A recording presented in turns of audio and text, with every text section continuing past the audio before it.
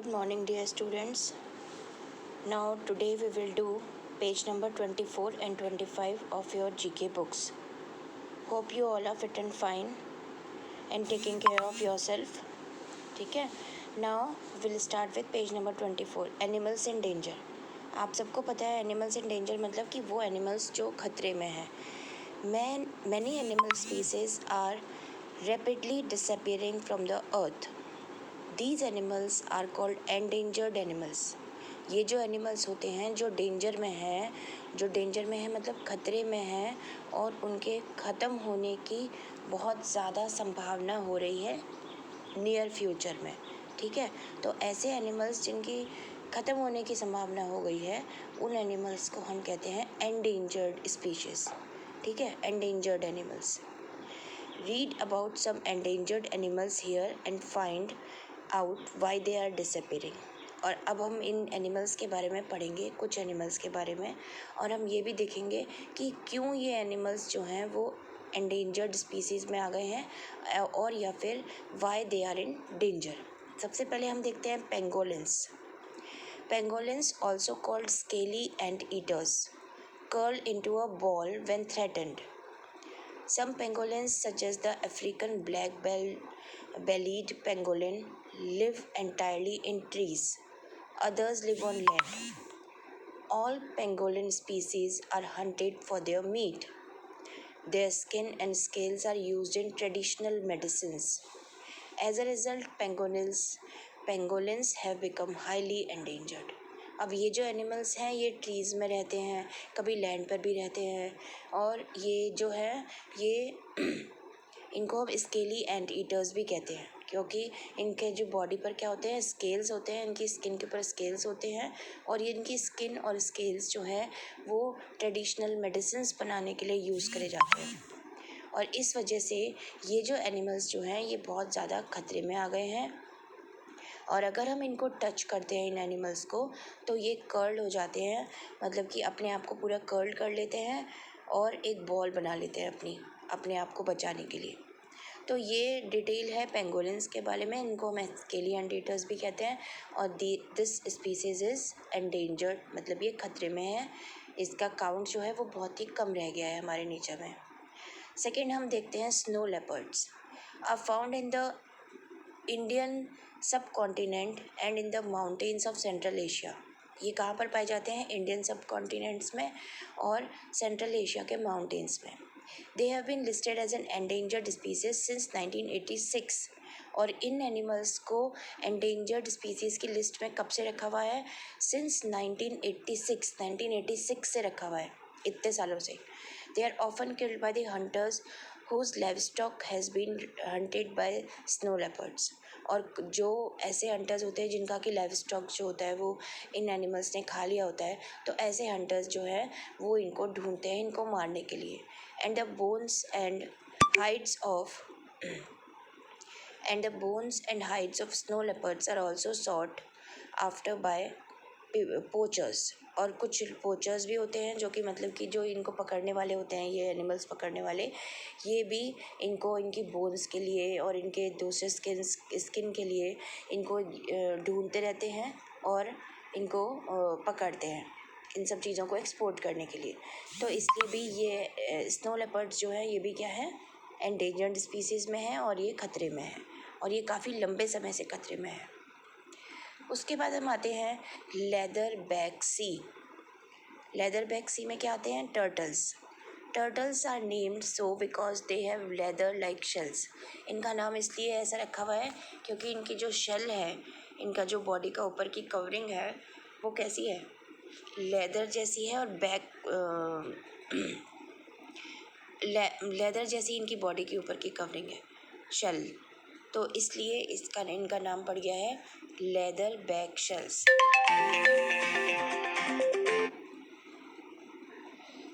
They are the world's largest sea turtle species. And ये सबसे ज़्यादा सी टर्टल्स जो हैं, these are the world's largest sea turtle species. They are very important for the marine life as they eat species of jellyfish and keep their numbers in check. और ये जो है ये एनिमल्स जो है ये इम्पॉर्टेंट क्यों है? क्योंकि ये मेराइन लाइफ के लिए बहुत ज़्यादा इम्पॉर्टेंट है ये एनिमल्स, क्योंकि ये क्या करते हैं, जेली फिश के काउंट को मेंटेन करके रखते हैं सब सी में, ठीक है। Increased egg collection and capture have led to a steady decline in their number. और इनका जो है इनका एग कलेक्शन भी कर लेते हैं लोग बाग और इनको पकड़ भी लेते हैं, और इस वजह से इनका नंबर जो है वो बहुत ज़्यादा धीरे धीरे डिक्रीज़ होता जा रहा है, making leather back turtles critically endangered now. और इस वजह से इनके एग्स को भी पकड़ लेते हैं, मतलब इकट्ठा कर लेते हैं लोग बाग, और इनको भी जो है वो पकड़ते हैं। इस वजह से इन टर्टल्स का काउंट भी जो है वो लगातार कम होता जा रहा है। सेओला Seola is also known as the Asian unicorn and is cited rarely in the Annamite ranges of Vietnam and Laos. ये क्या है? ये सेओला क्या है? ये इनको हम क्या कहते हैं? एशियन यूनिकॉर्न भी कहा जाता है इनको, और ये बहुत ही रेयर स्पीसीज़ है, और ये कहाँ पर मिलती है? एनामाइट ranges of Vietnam and Laos. जो ये रेंजेस है वियतनाम की और लेओस की, एंड इनका की नाम है एनामाइट, वहाँ पर ये मिलते हैं। It was discovered only in 1992, और इनके बारे में पता कब चला था? 1992 में। They resemble cows as well as antelopes. और ये किसको रिजेंबल करते हैं? काउज को भी रिजेंबल करते हैं और एंटीलोप्स को भी रिजेंबल करते हैं। They are recognized by 2 long parallel horns with sharp ends. इनको कैसे पहचाना जा सकता है? इनके जो सिर होता है इनका, उसके ऊपर there are 2 long parallel horns, और इनके उसके ऊपर 2 बड़े लंबे हॉर्न्स होते हैं पैरेलली, और इनके ऊपर जो वो कैसे होते हैं, वो पॉइंटेड होते हैं, शार्प एंड्स होते हैं उनके। No saola exist in captivity and it has been recorded in nature only 4 times. ये सेओलास जो हैं वो कोई पकड़े नहीं गए हैं, लेकिन ये नेचर में सिर्फ 4 बार दिखाई दिए हैं। It is critically endangered due to the destruction of its forest homes and also because of hunting. और ये बहुत ज़्यादा एंडेंजर्ड स्पीसीज़, मतलब बहुत ज़्यादा उस एंडेंजर्ड स्पीसीज़ में काउंट करे जाते हैं, क्योंकि इनके जो होम्स हैं, फॉरेस्ट होम्स, जिन एनवायरमेंटल कंडीशंस में ये रहते हैं, वो एनवायरमेंटल कंडीशंस धीरे धीरे ख़त्म होती जा रही हैं और इनका शिकार भी हो रहा है। तो इस वजह से ये जो स्पीसीज़ है ये बहुत ज़्यादा डेंजर में है, और these are also known as endangered species, ठीक है। तो उसके बाद हम आते हैं नेक्स्ट, हमारा है red pandas. Red pandas with a length of only 2 feet are only slightly larger than domestic cats and have bear-like bodies with thick red fur. ये कैसे हैं? इनकी बॉडी कितनी लंबी होती है? सिर्फ 2 फीट्स लंबी होती है, और ये डोमेस्टिक कैट्स जो होती है, हमारी बिल्लियाँ जो हम घर में पालते हैं, उससे ज़रा से बड़े होते हैं। और इनकी बॉडी कैसी होती है? भालू की जैसी होती है, और इनकी बॉडी के ऊपर बहुत ही मोटा रेड कलर का फर होता है। They mostly live in trees. ये ज़्यादातर पेड़ों पर रहते हैं, and more than half of them are found in the eastern Himalayas. और आधे से कुछ कम जो है ये ईस्टर्न हिमालयाज़ में पाए जाते हैं। Less than 10,000 of them exist in the wild. और उसमें से 10,000 से कुछ कम जो है ये वाइल्ड स्पीसीज़ के फॉर्म में पाए जाते हैं। The loss of trees and bamboo in forest has caused a huge decline in red pandas population. और ट्रीज़ और बैम्बूज की जो लॉस हो रहा है फॉरेस्ट के अंदर में, उस वजह से इनका जो है हमारे नेचर में से बहुत ही तेज़ी से इनका नंबर जो है वो कम हुआ है, ठीक है। तो इसलिए they are in great danger. उसके बाद आ जाता है the necks and backs of giant armadillos are covered with flexible armour, ठीक है, consisting of 14 to 17 movable bands of horn and bone. The necks and backs of giant armadillos, ये giant armadillos है। इनकी बॉडी फ्लेक्सिबल आर्मर, मतलब जैसे thick scales type होते हैं उनके जैसे कवर्ड होती है, और इनकी बॉडी के ऊपर 14 to 17 मूवेबल बैंड्स होते हैं, या फिर हॉर्न्स होती हैं या बोन्स होते हैं।